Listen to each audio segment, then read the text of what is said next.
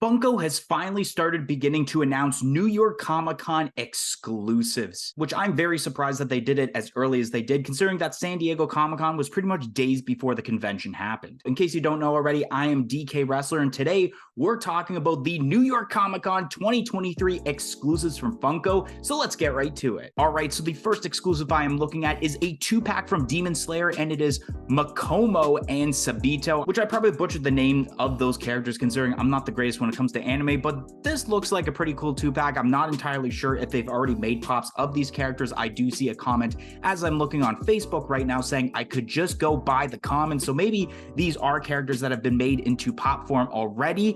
I don't exactly know, but nonetheless is still pretty cool, at least as terms to the detail. Next up is right up my alley, as we have a brand new Dark Magician Girl for the Yu-Gi-Oh lineup, and it looks like it's going to be shared with Toy Tokyo. I mean, this is going to be a huge cop for me, considering that Yu-Gi-Oh is one of the top sets that I collect as terms to Funko Pops, so of course I do have to add this, and I kind of like this new whole base with the hearts around it for Dark Magician Girl, but I wish it was a different dual monster that we haven't had yet in pop form. Next up, we have a Funko Soda figure of Momo Yaoyorozu from My Hero Academia, in which this will have a glitter chase. And at first when I seen this, it doesn't show what the chase is beside it in the photo, so it was like, is this really a singular soda limited to 16,000 pieces? But you had to read the fine print, and it does say that it is a glitter chase, so it's weird that they didn't post that, but at least there is a chase involved with this, and this is pretty decent. I mean, there's already been a ton of My Hero Academia sodas, and I believe, if I'm not mistaken, I could be wrong, this is actually the first My Hero Academia Comic-Con exclusive we have had this year,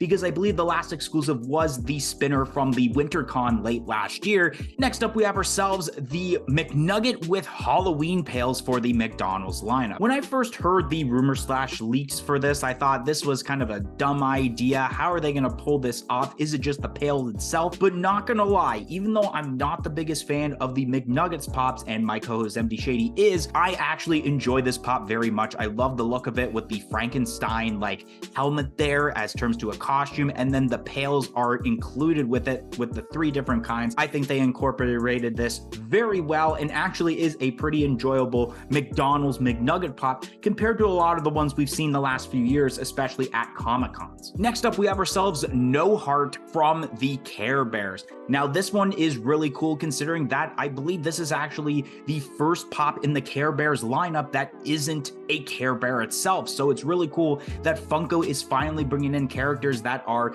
not the Care Bears for the lineup, and I think doing this character as a Comic-Con exclusive makes sense, and I feel like it might be a pretty decent seller when it comes to New York Comic-Con. Next up, we have ourselves the Toxic Avenger, which will be a glow-in-the-dark pop. Now, I remember a lot of people were excited about this when this was first leaked/rumored, so I'm glad to actually see what this pop looks like now that it is confirmed, and it's very detailed, and I would assume anything that is green involved with this pop will glow in the dark, which will be nice because I have probably said about 1,001 times on this channel that green is the absolute best color when it comes to glow in the dark, so I do enjoy that that's pretty much probably going to be the aspect of the glow in the dark effect for this pop, and already without it being glow in the dark, it's a very detailed pop. Next up, we have ourselves the Polly Pigeon and Pizza Rat pops that are basically the New York Comic-Con mascots, I guess I would say, and the colorway is very interesting for Polly Pigeon. Normally, it's based off of a sports team in New York, which I can't exactly think of what that could be based off of, and that Pizza Rat looks very possessed. Not gonna lie, those red eyes with the black fur, very creepy, very interesting, and I mean, the pizza that he's holding, it looks like it is maybe like spinach or green peppers with pepperoni, so I guess the pizza looks good out of this, but the rat, very creepy. Next up, we have ourselves a brand new version of Darth Maul for Star Wars: The Clone Wars, and this is pretty decent. I mean, we were thinking that maybe the pop would be when you first see Darth Maul in the Clone Wars with like the spider legs and the huge horns, but this is basically like right after that where he gets a new set of legs, and you do see the spider legs effect, but not as big as you would normally see when you first see him and Savage Opress finds him. So it's still cool that we kind of got that, but we didn't get it exactly how I felt like it should have been, but nonetheless, this is actually a pretty decent pop, and I think once again it's going to be a pretty decent seller, even though we've had quite a bit of Darth Mauls in the last couple of years. Next up, we have ourselves the Indiana Jones with snakes, I believe it is. This is actually pretty decent. I love the detail of basically he is holding a torch that is on fire, there's one on the ground, and of course there are snakes surrounding him, so I guess that's pretty cool, and they really incorporated that Indiana Jones base that they started using for the new set of pops with this pop, and especially with like the sand around it. I think they did a great job with the base and especially the pop itself to make it very unique compared to the other Indiana Jones pops in the set. Next up, we have ourselves a Diamond Collection Mike Guy Pop and Bag bundle from Naruto Shippuden. I don't exactly know how I feel about the glitter aspect on this pop. It looks all right in the glam shot, but I don't know if it's going to look very great in person or it's not. The bag looks pretty sweet, so I'm just going to assume that this will be one of the only items at the con that will be a limited piece count, since pretty much every pop and bag bundle since the dawn of time, I guess I'm going to say, has been a limited piece count of at least 3,000 or 4,000 pieces. So it'll probably be the same thing here for this Naruto pop and bag bundle. Next up, we have ourselves two pops from Inu Asha, which I believe we have ourselves Inu Asha and then Shippo with Horse.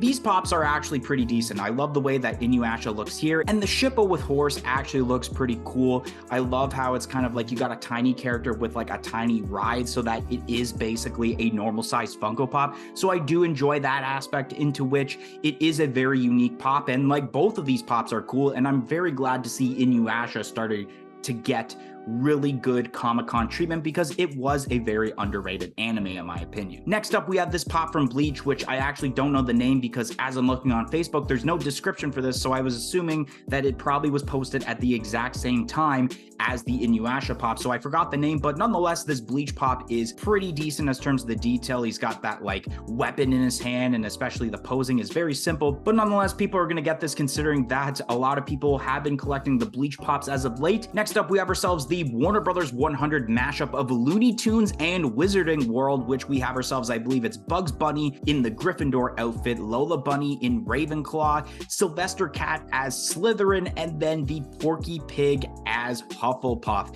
And this is a really interesting way, because I wasn't sure if it was going to be, let's say, Bugs Bunny as Harry Potter, and then let's say Porky Pig as Ron Weasley. So I like the idea that they took these characters and put them in the houses instead of specific characters. That's very interesting. I mean, it definitely makes sense for Sylvester, who is a villain, to be a part of Slytherin, since that's more of the villain house, I guess. And then we have ourselves a decent amount of random exclusives. So we have a pop from DC Comics being the Winking Harley Quinn, which looks not too bad. We have, I don't know the name of this character, but it's from Justice League, a Scooby-Doo Blockbuster Rewind, and then we have a 3-liter Willy Wonka from Willy Wonka and the Chocolate Factory, and then 2 sodas from the Lost Boys. Now, I think all these are pretty decent, and I believe, if I'm not mistaken, because I did see some photos, I guess, leak of these products, that Scooby-Doo's chase is the Creeper, so that's pretty interesting that they're kind of going with the theme of doing a villain for the chase of a Scooby-Doo character. But then as terms to, let's say, the DC pops, they look pretty decent. I don't know if Willy Wonka needed to be a 3-inch pop, or not 3-inch pop, a 3-liter soda, and then the Lost Boys soda, I don't know what the chases are going on because they're not showing off the chases, but they look pretty decent, and I'm sure people are going to get them, considering, if I'm not mistaken, as looking through these photos, they are limited to 5,000 pieces each, so very low limited piece count, especially for a Comic-Con. Speaking of Funko sodas, we have ourselves Lord Zed from Power Rangers, which I believe the chase is metallic, if I'm not mistaken. This is actually a pretty banger Funko soda, and it's probably, in my opinion, maybe the best one we have gotten thus far as terms to the reveals I'm looking at, because we still have a little bit to go. Next up, we have ourselves Owlbear from the Dungeons & Dragons Honor Amongst Thieves movie. This is really cool. They chose the movie one, which is awesome, considering that it's been weird as of late when Funko does the NFT pops for a certain set and then make them kind of very similar for the lineup, but this is completely different from the NFT Owlbear that they did, because this is from the movie, where it is white instead of the brown fur as terms to Owlbear from the game that you see in the NFT lineup. This is for the movie, and this is pretty cool, but I do wish that this was a flocked figure. Next up, we have ourselves some Freddy Funko related items. First, we have ourselves a Freddy Funko in Halloween costume that's limited to 15,000 pieces as a soda, and then I believe these pops below are called Freddy Bones, which there's going to be a more common one, and then a blacklight version limited to 1,000 pieces. All these are actually wicked. I've mentioned in the past of not really being the biggest fan of the Freddy Funko items, but these are really awesome. It fits the theme of Halloween, and especially that blacklight version and the colors that are popping out there are absolute bangers in my opinion. And then we also have the Biddy Pops for Freddy Funko, where it is Freddy Funko as the Jack-o'-lantern, the werewolf, the mummy, and the ghost, which I believe Jack-o'-lantern Freddy Funko was an NFT royalty pop, so that's pretty cool that they kind of pulled it off in the Biddy Pop form. Not really the biggest fan, but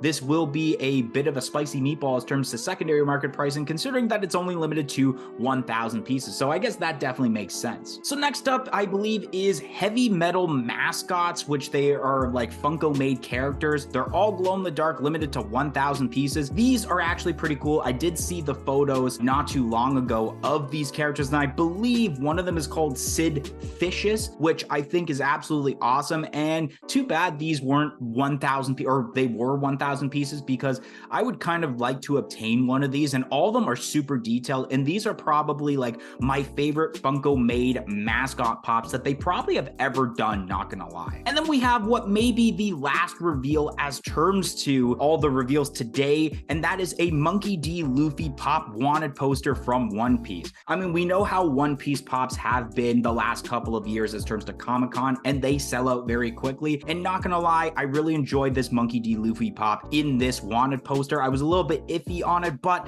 the pop itself does look cool. It pretty much matches the wanted poster, and I know that a lot of people are definitely gonna wanna get this. And as far as I know, I don't think this is actually the end of reveals, because I think there are more to go, and I think Tristan actually revealed some, so I don't know if it's going to continue tomorrow, considering there's a Jurassic Park NFT drop, which we will be doing a video on the channel of that, but nonetheless, we will continue coverage as terms to New York Comic-Con exclusive, so stay tuned for that. Anyways, guys, that's going to be the end of today's video. If you enjoyed today's video on me talking about today's reveals, or I guess yesterday when this gets released, of New York Comic-Con 2023 exclusives, don't forget to like, comment, and subscribe. Let me know what you like so far, and I hope to see you guys in the next video. 1, 2, 3, I'm out of here.